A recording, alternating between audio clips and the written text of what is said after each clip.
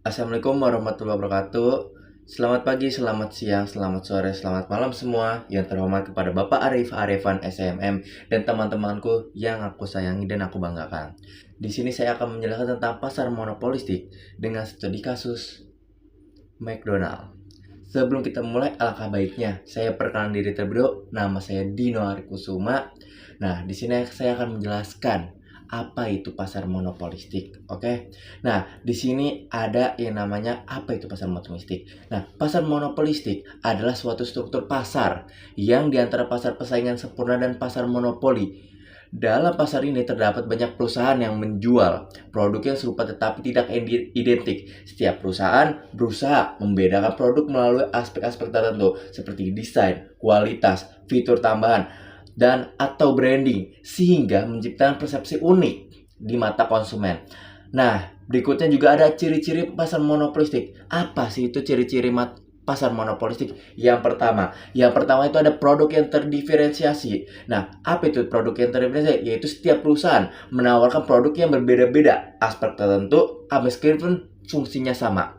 Nah, yang kedua ini ada apa? Banyaknya penjual dan pembeli. Kenapa banyaknya penjual dan pembeli? Yaitu karena dalam pasar monopolistik terdapat banyak penjual dan pembeli. Meskipun perusahaan tidak memiliki dominasi penuh, hal ini menciptakan iklim kompetisi yang dinamis. Nah, yang ketiga, ada apa tuh yang ketiga? Pengaruh terbatas terhadap harga. Kenapa pengaruh terbatas terhadap harga itu menjadi ciri-ciri pasar monopolistik? Karena meskipun perusahaan dapat mempengaruhi harga melalui strategi diferensiasi, nah pengaruh ini terbatas nih karena adanya banyak produksi substitusi. Jika harga terlalu tinggi, konsumen dapat beralih ke merek lain yang menawarkan produk serupa dengan harga yang lebih terjangkau. Nah, yang keempat itu ada promosi dan branding yang efektif. Kenapa promosi dan branding yang efektif? Karena dengan adanya promosi dalam upaya untuk menarik konsumen, perusahaan di pasar monopolistik sering menggunakan yang adanya promosi, diskon, dan lain-lain. Nah,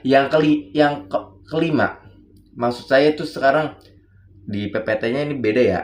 Aturannya 4 promosi, namun saya bahas yang kelima. Yang kelima ini ada kebebasan masuk dan keluar pasar. Nah, kenapa kebebasan masuk dan keluar pasar itu menjadi ciri-cirinya? Yaitu tidak ada hambatan signifikan bagi perusahaan untuk memasuki atau keluar dari pasar monopolistik. Ini memungkinkan adanya aliran perusahaan baru yang masuk dan meningkatkan persaingan. Nah, selanjutnya ada apa aja dengan karakter monopolistik? Yang pertama ada diferensiasi produk. Nah, diferensiasi produk, setiap perusahaan, setiap produsen yang menciptakan produk yang memiliki ciri khas tertentu. Diferensiasi ini dapat berupa variasi kualitas desain atau fitur-fitur khusus. Nah, yang kedua ada namanya inovasi produk. Nah, untuk tetap relevan di pasar, perusahaan seringkali melakukan inovasi produk yang sesuai dengan kebutuhan konsumen. Inovasi ini dapat berupa peningkatan kualitas atau peluncuran produk baru. Ya, betul. Nah, apa contohnya ya seperti McDonald. Kalau McDonald kalau cuma menjual hanya kayak ayam ataupun burger, itu di Indonesia kurang mungkin laku, namun tidak selaku sekarang karena McDonald menciptakan inovasi-inovasi yang baru yang diterima oleh kalangan masyarakat seperti Indonesia. Nah, yang keempat nih, ada yang namanya yang ketiga, ada harga yang tidak stabil. Nah, dalam pasar monopolistik, harga produk relatif fluktuatif. Karena produsen dapat menyesuaikan harga berdasarkan karakteristik produk yang ditawarkan. Namun, perusahaan tidak dapat menawarkan harga yang terlalu tinggi karena adanya kompetisi. Ya, betul. Nah, jika McDonald memasarkan harga yang terlalu tinggi, dia akan kalah dengan yang namanya KFC ataupun yang lain-lain. Nah, yang keempat yang terakhir ada konsumen punya pilihan luas. Dengan banyaknya produk yang tersedia, konsumen memiliki kebiasaan untuk memilih berdasarkan preferensi mereka seperti harga, kualitas, atau merek tertentu. Selanjutnya saya akan mengasih kepada Vito. Oke, di sini saya akan menjelaskan kelebihan dan kelemahan. Yang pertama, dari kelebihan sendiri ada kebebasan bagi konsumen untuk memilih. Kan dalam pasar monopolistik, konsumen memiliki pilihan yang beragam dan mereka dapat memilih produk sesuai dengan kebutuhan mereka masing-masing. Lalu yang kedua ada diferensiasi produk. Pasar monopolistik memungkinkan perusahaan untuk menawarkan produk dengan karakteristik unik. Lalu yang ketiga ada kebebasan menentukan harga. Perusahaan dapat menentukan harga produknya berdasarkan keunikan dan kualitas produk. Lalu yang keempat, dorongan untuk inovasi. Persaingan dalam pasar monopolistik mendorong suatu perusahaan untuk bertindak lebih kreatif, berpikir lebih kreatif dan melakukan inovasi. Lalu di kelemahan yang pertama ada pemborosan sumber daya dalam promosi. Diferensiasi produk seringkali memerlukan promosi yang intensif, sehingga perusahaan mungkin mengeluarkan biaya tinggi untuk pemasaran.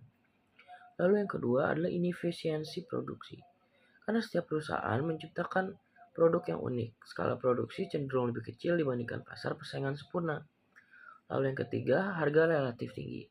Produk yang terdiferensiasi cenderung memiliki harga yang lebih tinggi karena perusahaan menambahkan nilai ekstra pada produk tersebut. Lalu yang terakhir ada kompleksitas pemilihan produk bagi konsumen. Terlalu banyak konsumen dapat membuat konsumen bingung karena mereka mempertimbangkan berbagai faktor. Lalu kita mengambil McDonald's sebagai studi kasus. Oke, profil McDonald's. McDonald's sendiri adalah perusahaan makanan cepat saji yang didirikan pada tahun 1940 di San Bernardino, California, Amerika Serikat, oleh Richard dan Maurice McDonald. Seiring dengan waktu, McDonald berkembang menjadi jaringan restoran terbesar di dunia dengan lebih dari 38.000 gerai yang tersebar di lebih dari 100 negara. McDonald terkenal dengan produk-produknya seperti Big Mac, French fries, dan McNugget yang menjadi pilihan populer di kalangan konsumen di seluruh dunia.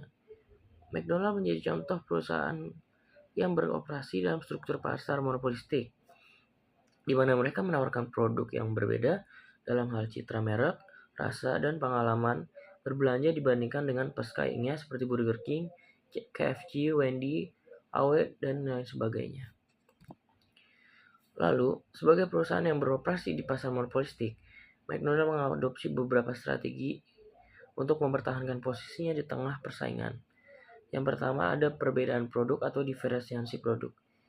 McDonald menawarkan berbagai produk unik seperti Big Mac, McNugget, Happy Meal yang membedakan mereka dari kompetitor. Yang kedua, branding global yang kuat. Lalu yang ketiga, strategi promosi dan pemasaran yang efektif. McDonald menggunakan berbagai kampanye iklan dan promosi di media sosial. Yang keempat, inovasi menu lokal. Untuk menarik konsumen, McDonald membuat inovasi menu-menu lokal seperti nasi uduk, rendang, gulai, dan berbagai macam yang lainnya. Baik, saya akan menjelaskan slide selanjutnya, yaitu inovasi menu. McDonald's secara konsisten meluncurkan produk baru atau variasi dari produk lama yang disesuaikan dengan preferensi konsumen. Contoh inovasi produk yang terkenal adalah Big Mac dan McFlurry. Selain itu, McDonald's juga menghadirkan menu lokal di berbagai negara seperti McSpicy di Asia dan McArabia di Timur Tengah, yang disesuaikan dengan selera lokal. Selanjutnya yang kedua, menu khas dan branding kuat. McDonald's dikenal memiliki berbagai produk ikonik yang sulit ditiru oleh kompetitor, seperti Big Mac dan Happy Meal. Selain itu, McDonald's memanfaatkan branding global yang konsisten seperti logo Golden Arches dan slogan I'm Moving It yang telah tertanam kuat di benak konsumen. Yang ketiga, penyusunan menu dengan preferensi lokal. McDonald's menyesuaikan menu di setiap negara berdasarkan budaya dan preferensi konsumen lokal.